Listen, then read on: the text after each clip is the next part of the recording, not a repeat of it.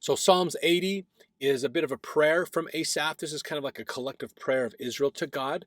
Again, most likely written during the early days of the exile as they are pleading for deliverance from their captors.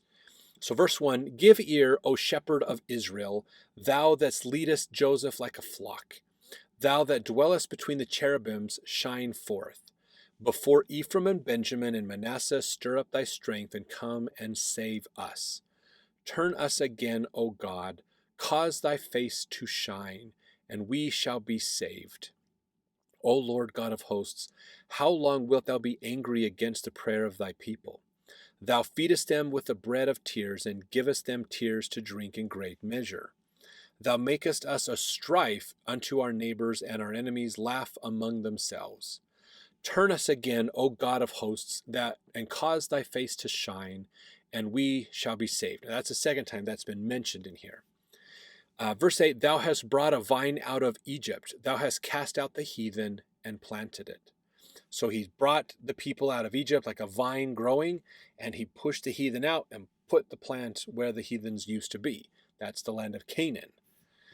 Verse 9, thou preparedst room before it, and didst cause it to take deep root, and it filled the land.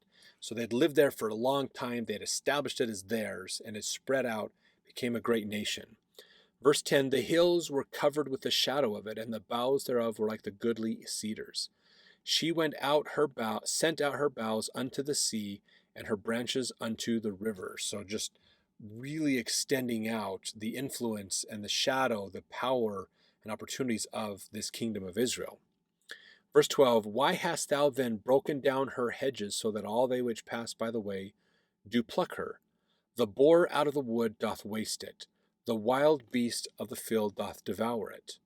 Return, we beseech thee, O God of hosts. Look down from heaven, and behold, and visit this vine, and the vineyard which thy right hand hath planted, and the branch which thou madest strong for thyself.